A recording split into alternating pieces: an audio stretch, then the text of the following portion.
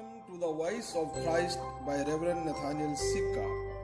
आप सभी का वॉइस ऑफ क्राइस्ट चैनल पर स्वागत। प्लीज सब्सक्राइब करें, लाइक करें, कमेंट करें और शेयर करें ताकि मुझे पता हो कि आप मुझे सुन रहे हैं। Thank you. प्रिय मित्रों, प्रभु यीशु मसीह के नाम में फिर एक बार आप सभी को मैं जय मसीह की कहता हूँ। प्रभु आपको बड़ी आशीष प्रदान करें। जिस परमेश्वर की हम इबादत कर रहे हैं, जिस परमेश्वर की हम आराधना कर रहे हैं, वो प्रतिज्ञाओं का परमेश्वर है, वो वाचाओं का परमेश्वर है, वो वायदों को पूरा करने वाला परमेश्वर है। और भजन 138:2 में प्रभु के वचन में लिखा है कि परमेश्वर ने अपने नाम से भी अधिक अपने वचन को महान किया है, अपने नाम से भी अधिक अपने वचन को महत्व दिया है। इसका मतलब यह है कि परमेश्वर जो कुछ भी पर अपने वचन में कहता है, जो कुछ भी उसके वायदे हैं, जो कुछ भी उसकी वाचाएं हैं, जो कुछ भी उसकी प्रतिज्ञा है, उसे पूरा करने में विश्वास योग और धर्मी परमेश्वर है। और इसलिए जो कुछ भी संदेश परमेश्वर हमारे जीवन के लिए अपने पवित्र शास्त्र से देता है, जो कुछ भी परमेश्वर अपने वचन के द्वारा हमसे बातचीत करता है, हम उस पर विश्वास कर सकते हैं, हम उस पर यकीन कर सकते हैं, क्योंकि हमारा जो परमेश्वर है वो वादा और वाचाओं को, प्रतिज्ञाओं को पूरा करने वाला परमेश्वर है।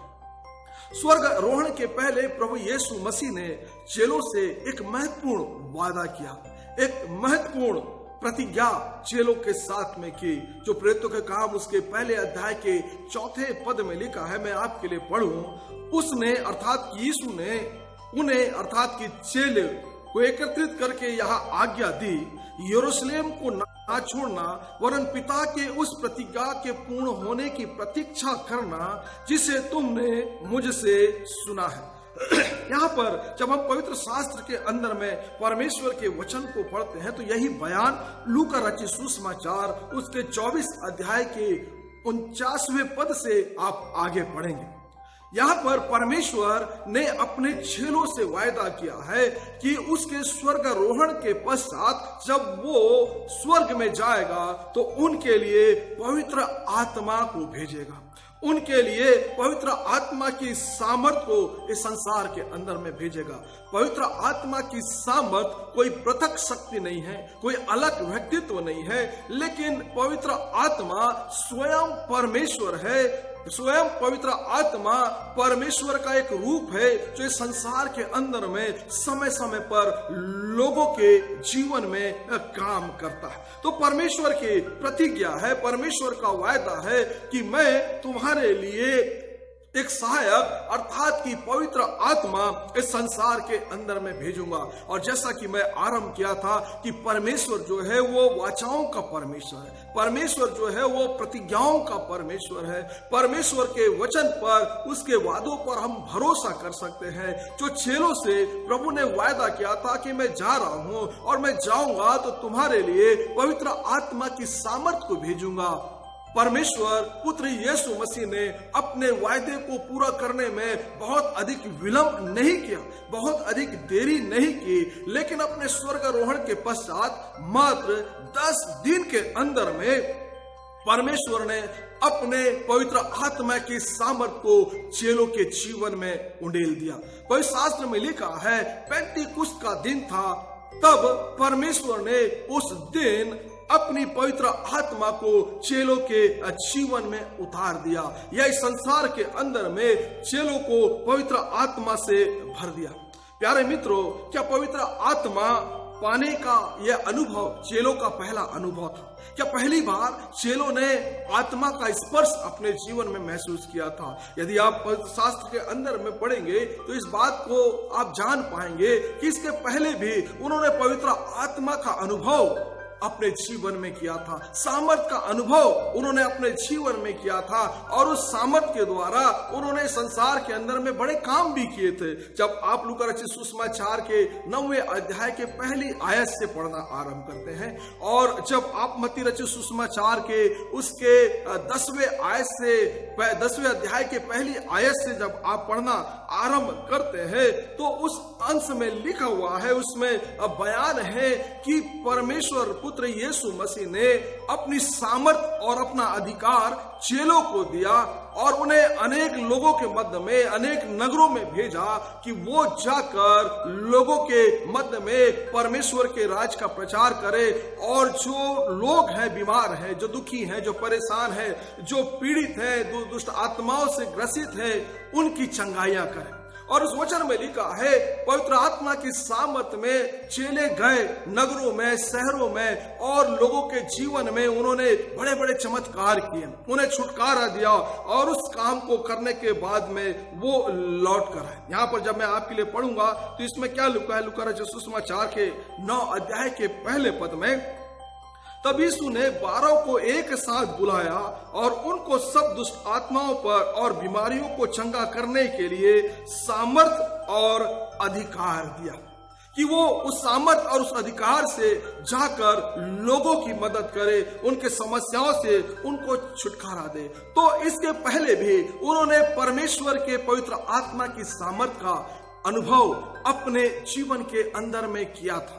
लेकिन जो पेंतीकुस्त के दिन पवित्र आत्मा उनके जीवन में उंडेला गया, ये अत्यधिक सामर्थ्य था, ये अत्यधिक सामर्थ्य के साथ चेलों के जीवन में उतरा। प्रेरितों के काम 2 अध्याय के जब हम पहली 3 पद में पढ़ें तो इसमें मैं आपके लिए पढ़ता हूं क्या लिखा हुआ है। जब पेंतीकुस्त का दिन आया तो वे सब एक स्थान में एकत्रित थे। एकाएक आकाश से एक प्रचंड आंधी की सी सनसनाहट का शब्द हुआ और उससे सारा घर जहां वे बैठे थे गूंज गया और उन्हें आग के समान जीभें विभाजित होती हुई दिखाई दी और उनमें प्रत्येक पर आ ठहरी। और 4 पद में लिखा है, वे सब पवित्र आत्मा से भर गए और जैसे आत्मा उन्हें बोलने की सामर्थ्य दी, वे अन्य भाषाओं में बोलने लगे। यद्यपि इसके पहले चेले पवित्र आत्मा का स्वाद अपने जीवन में चख चुके थे, यद्यपि पवित्र आत्मा के सामर्थ्य में इससे पहले उन्होंने बड़े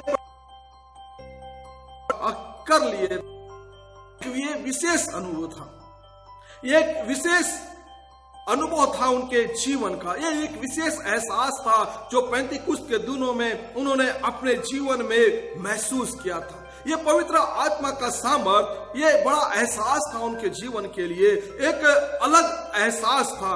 वचन में लिखा है कि इस बार पवित्र आत्मा जो है वो अत्यधिक सामर्थ के साथ चेलों पर उतरा था। वचन में लिखा है वो अत्यधिक सामर्थ के साथ चेलों पर यह पवित्र आत्मा इस वक्त में उतरा था। वचन में लिखा है, जैसा कि प्रेरितों का काम 2 अध्याय और हम उसके 1-3 में पढ़ते हैं कि वहां पर जो लोग बैठे थे उन्होंने आंधी की सनसनाहट का शब्द सुना और सारा घर उस सनसनाहट से गूंज गया और आग के समान जीवें विभाजित हुई। एक विशेष प्रकार का अनुभव जो पवित्र आत्मा के उतरने के बाद में उन्होंने अपने जीवन में किया। ऐसा अनुभव इसके पहले उन्होंने अपने जीवन के अंदर में नहीं किया था। ऐसा एहसास पवित्र आत्मा का उनके जीवन में इसके पहले कभी हुआ नहीं था। लेकिन ये विशेष सामर्थ्य के साथ में इन्होंने पवित्र आत्मा को अपने जीवन में ग्रहण किया या अपने जीवन में उन्होंने पाया, अपने जीवन में परमेश्वर उनके लिए उंडेला। और पवित्र शास्त्र में लिखा है, जब वे पवित्र आत्मा की सामर्थ्य से भर गए, जब पवित्र आत्मा उन पर उंडेला गया, तो वचन क्या कहता है, पतरस पवित्र आत्मा की सामर्थ्य से भरने के बाद में परमेश्वर का, प्रभु यीशु मसीह का संदेश देना लोगों को आरंभ किया। जब मैं आपके लिए प्रेरितों का काम उसके पहले अध्याय के 14 पद को पढ़ूं, इसमें लिखा है, परंतु पतरस उन 11 के साथ खड़ा हुआ और ऊंचे शब्द से उपदेश देने लगा। इसके पहले भी पतरस ने पवित्र शास्त्र का प्रचार किया था। इससे पहले भी उसने प्रभु यीशु मसीह और परमेश्वर के राज्य का प्रचार किया था। लेकिन एक विशेष अनुभव था और ये एक विशेष अवसर था जहां पर वो एक विशेष सामर्थ्य के साथ में परमेश्वर के वचन का प्रचार कर रहा था, प्रभु यीशु मसीह के वचन का प्रचार कर रहा था।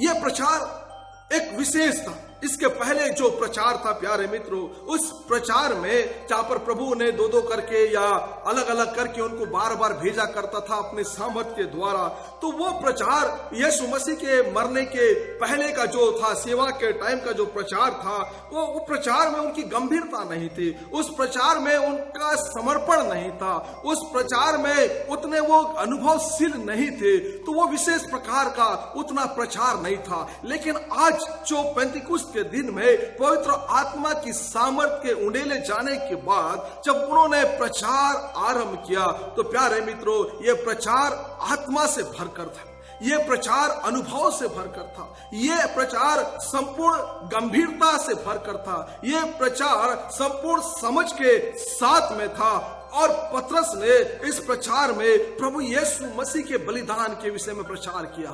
इस प्रचार में उसने प्रभु यीशु मसीह के दुख उठाने का प्रचार किया। इस प्रचार में उसने बताया कि परमेश्वर ने कैसे प्रभु यीशु मसीह में इस संसार के छुटकारे के लिए योजना बनाई थी। उसने इस प्रचार में बताया कि कैसे प्रभु यीशु मसीह मृतकों में से जी उठा, कैसे उसका पुनरुत्थान हुआ। ये एक विशेष प्रचार था। इसके पहले ऐसा कोई प्रचार पतरस ने नहीं किया था। इतना अनुभव उसके पास में नहीं था, इतना ज्ञान उसके पास में नहीं था, इतनी समझ उसके पास में नहीं था, और वचन और प्रभु यीशु मसीह की योजनाओं को इतना बेहतर रीति से वो नहीं समझा था। लेकिन पवित्र शास्त्र कहता है कि जब वो आत्मा से भरे गए तो एक नया प्रचार इस स्थान में एक नए विषय के साथ, एक नए अनुभव में, एक नई गंभीरता के साथ में पतरस ने प्रचार किया, जो प्रभु यीशु मसीह के दुख उठाने का प्रचार, उसकी योजना का प्रचार और उसके पुनरुत्थान का प्रचार था।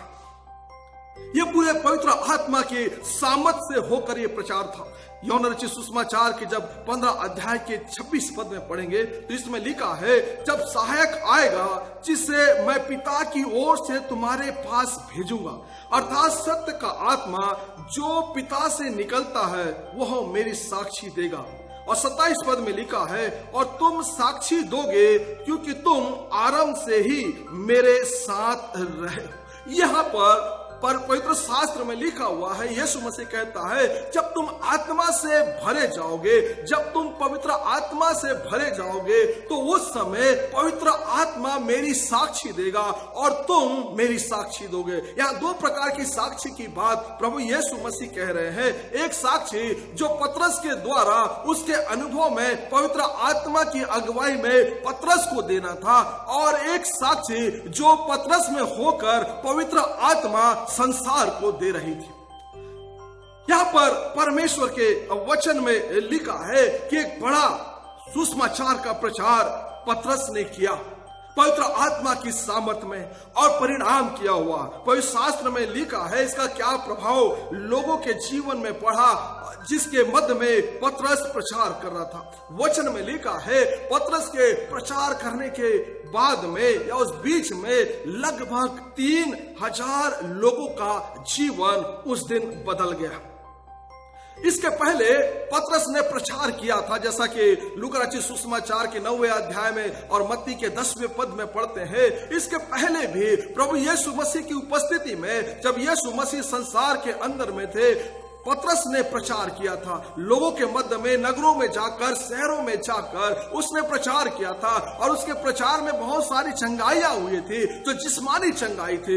लेकिन यह पहला अनुभव था पतरस का, यह पहला वक्त था जब पतरस पवित्र आत्मा के सामर्थ्य में परमेश्वर के वचन का प्रचार किया, प्रभु यीशु मसीह का प्रचार किया, प्रभु यीशु मसीह के पुनरुत्थान का प्रचार किया, परमेश्वर की योजनाओं का प्रचार किया। पवित्र शास्त्र में लिखा हुआ है कि 3000 लोगों के जीवन बदले गए। पवित्र शास्त्र में लिखा है कि ये लोगों का जीवन आत्मिक रूप से बदले गए, इनके हृदय की चंगाई हो गई, इनके मन की चंगाई हो गई। इसके पहले पतरस ने किसी की मन की चंगाई किया, ऐसा बयान पवित्र शास्त्र के अंदर में नहीं लिखा। इससे पहले चेलों ने कभी प्रचार किया हो और किसी का जीवन बदला, ऐसा पवित्र शास्त्र में नहीं लिखा। लेकिन यह पहला अवसर है जब पतरस ने प्रचार किया और लोगों की जिस्मानी नहीं लेकिन रूहानी चंगाई हो।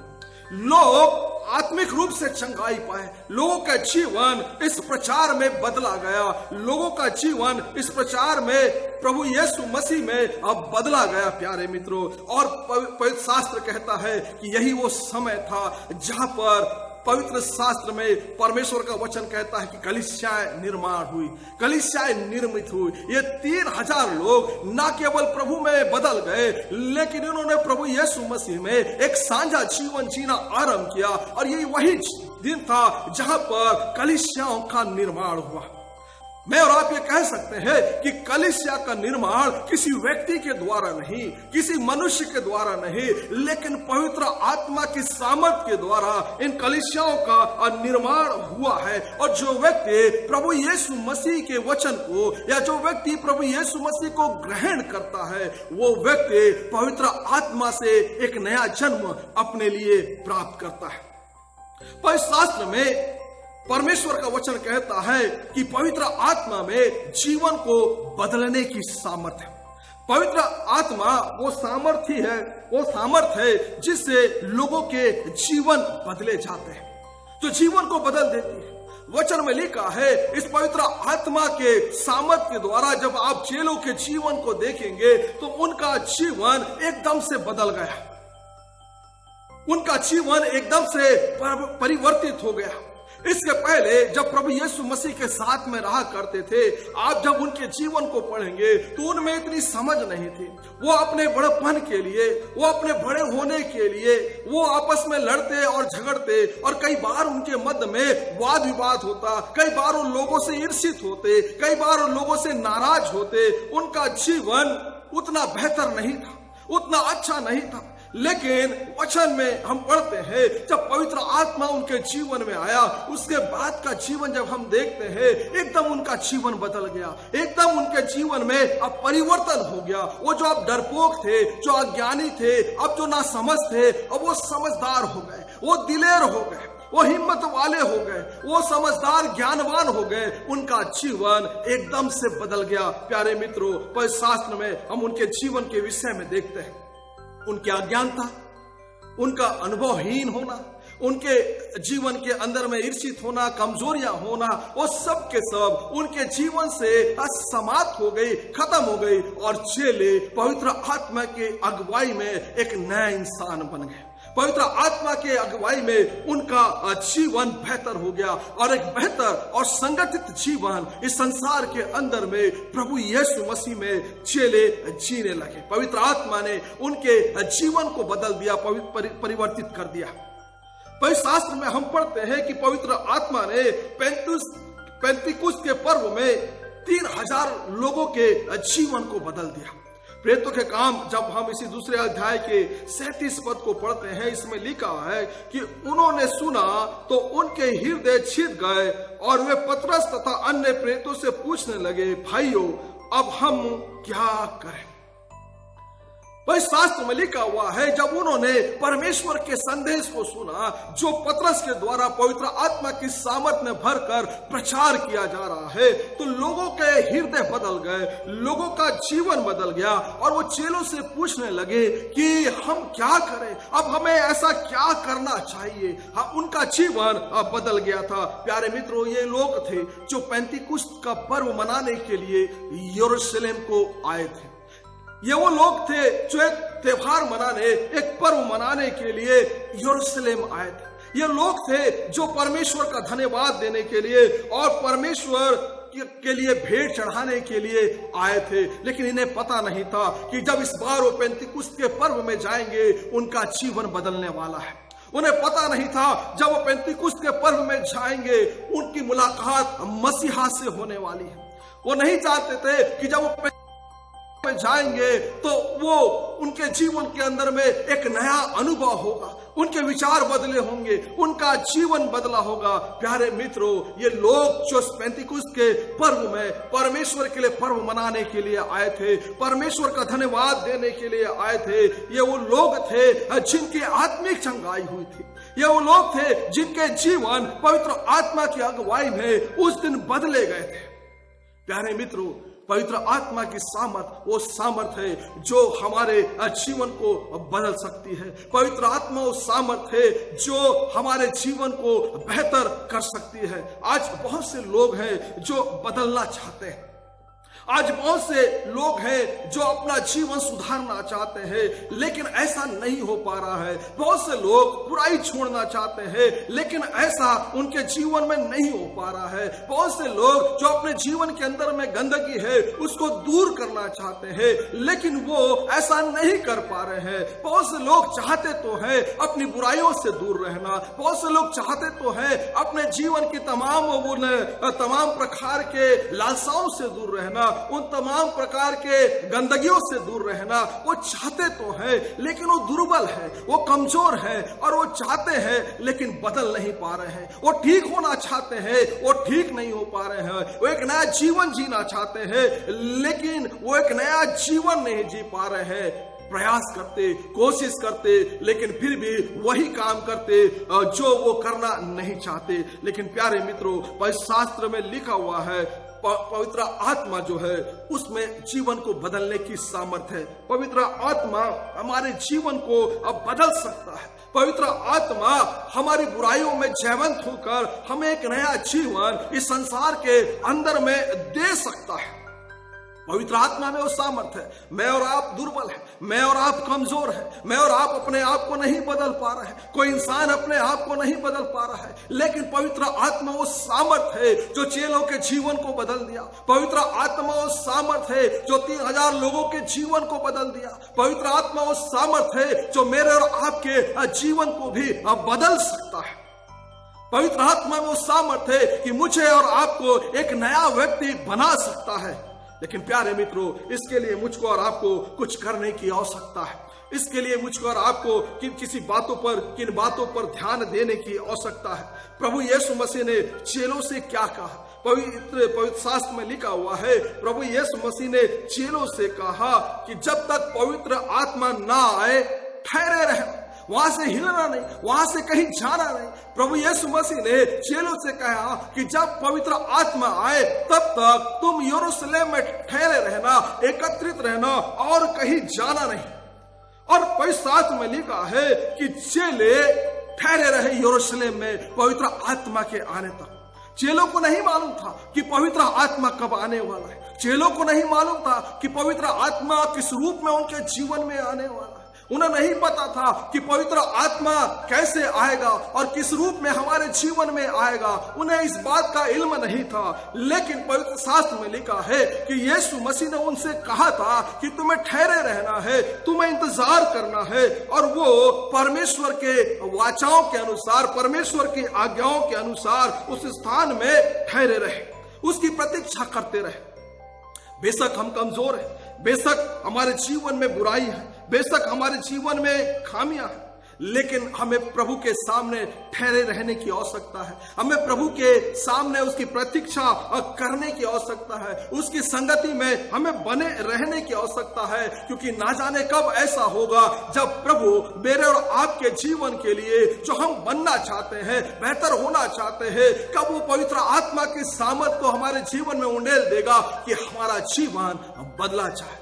बेशक हम कमजोर हैं, बेशक हमारे जीवन के अंदर में खामियां हैं, लेकिन हमें परमेश्वर के सम्मुख में ठहरे रहना है, परमेश्वर की आज्ञा में ठहरे रहना है। चेलों को नहीं मालूम था कब तक इंतजार करना पड़ेगा, लेकिन उन्हें प्रभु की आज्ञा का पालन करना था और उन्हें इंतजार करना था। प्यारे मित्रों, बेशक हमारे जीवन में खामियां है, कमी और कमजोरियां हैं, लेकिन तब भी हमें पवित्र शास्त्र में ठहरे रहना है, प्रभु के लिए ठहरे रहना है, परमेश्वर के वचन के लिए ठहरे रहना है, प्रभु की संगति में ठहरे रहना है, क्योंकि हम नहीं जानते कि वो कौन सा दिन होगा जब प्रभु पवित्र आत्मा को इस संसार में हमारे जीवन के लिए भेजेगा और हमारा जीवन की दुर्बलताएं दूर होकर हम एक नए इंसान बन पाएंगे, एक नया व्यक्ति बन पाएंगे। हमारी खामियां हमारे जीवन से दूर होगी और हमारे जीवन बदले जाएंगे। पवित्र शास्त्र में लिखा है, बैतसैदा के कुंड में बहुत से लोग इंतजार में होते, लंगड़े लूले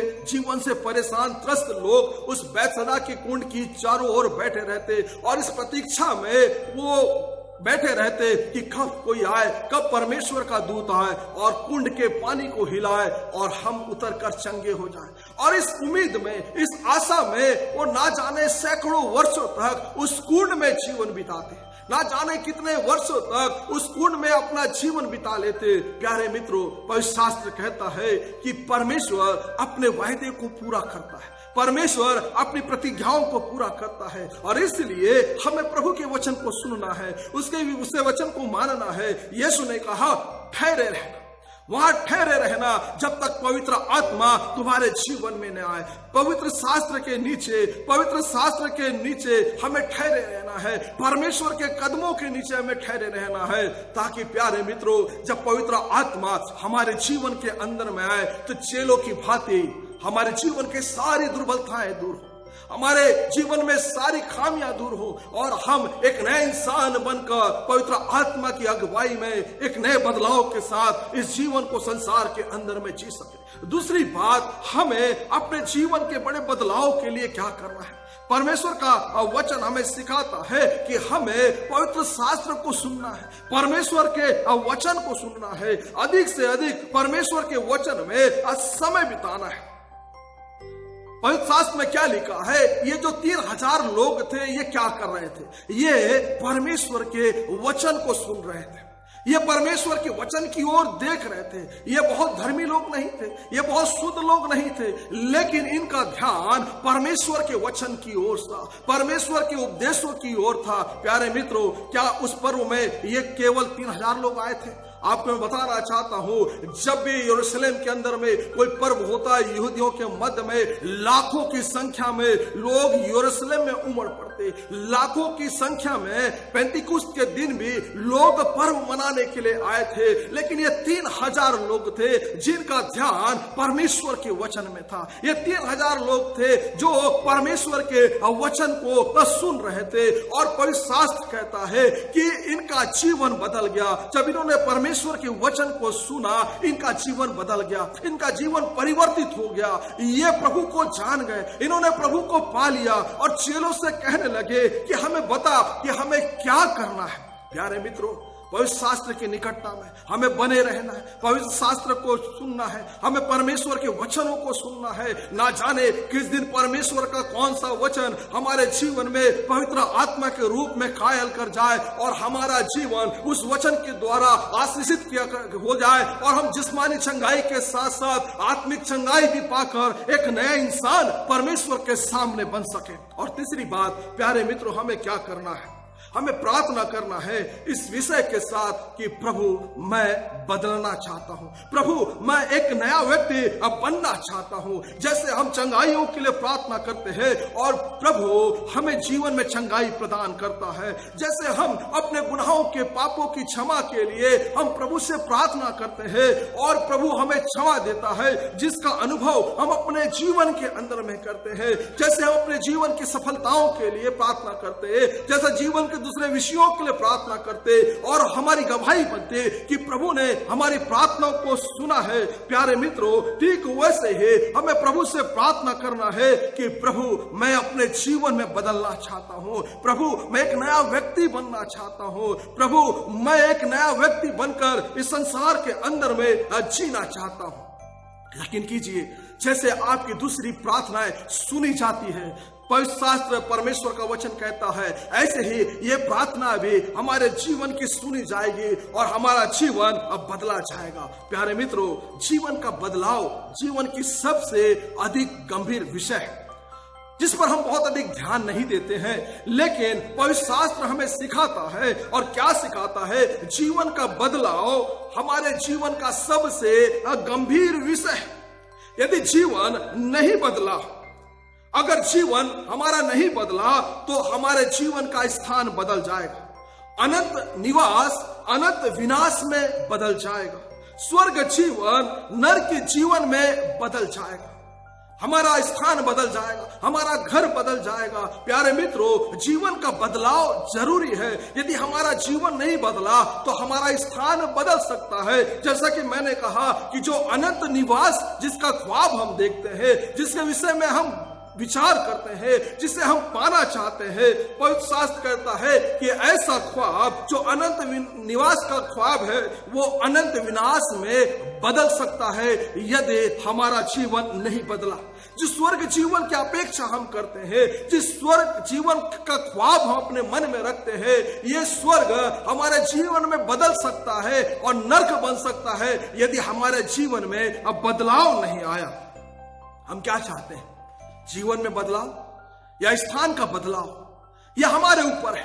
परमेश्वर ने इसे अपने सुविवेक पर छोड़ा है कि हम क्या चाहते हैं। क्या हम चाहते हैं जीवन पाना, या हम चाहते हैं अनंत निवास पाना, या फिर क्या हम अनंत विनाश में होना चाहते हैं? यह मेरे आपका चुनाव है प्यारे मित्रों। और इसलिए पवित्र शास्त्र कहता है कि जो जीवन का बदलाव है वो इंसानी जीवन का सबसे गंभीर विषय है और उसको सोचना है, क्योंकि यदि उसका विचार नहीं बदला, उसका जीवन नहीं बदला, तो उसका निवास स्थान जो प्रभु यीशु मसीह तैयार कर रहा है वो बदल जाएगा। हमें याद रखना है प्रभु की इस बड़ी प्रतिज्ञाओं को, जिसमें प्रभु यीशु मसीह ने कहा है अपने लोगों से, अपने चेलों से कि मैं तुम्हारे लिए जगह तैयार करने के लिए जा रहा। यीशु मसीह मेरे और आपके लिए जगह तैयार कर रहा है। मुझे और आपको यीशु मसीह के साथ उस स्थान पर रहने के लिए जीवन को बदलना है, और जीवन का बदलाव पवित्र आत्मा के सामर्थ्य की सहायता से होता है। प्यारे मित्रों, यदि मैं और आप नहीं बदले गए, मेरे और आपके जीवन में हम बदलाव चाहते हैं लेकिन नहीं बदल पा रहे हैं, प्रभु के सामने ठहरे रहे, प्रभु के वचन में बने रहे, प्रभु से प्रार्थना करते रहे और कहते रहे कि हाँ प्रभु मैं बदलना चाहता हूं, प्रभु आपके जीवन को बदलेगा। और जब हमारा जीवन बदलेगा तो हमारा स्थान नहीं बदलेगा, स्थान स्वर्ग ही रहेगा, स्थान अनंत निवास ही रहेगा। लेकिन प्यारे मित्रों, यदि जीवन नहीं बदला तो अनंत निवास, अनंत विनाश में बदल जाएगा। और इसलिए पवित्र आत्मा के लिए प्रभु से प्रार्थना करें, क्योंकि वही हमें सहायता देता है, वही हमें सामर्थ्य बनाता है कि संसार के अंदर में हम जयवंत जीवन जी सके। इस संसार के अंदर में हमारे जीवन का बदलाव जरूरी है ताकि अनंत निवास हमारे जीवन का स्थान बन सके। प्रभु इन वचनों के द्वारा हम सबको बहुतायत की आशीष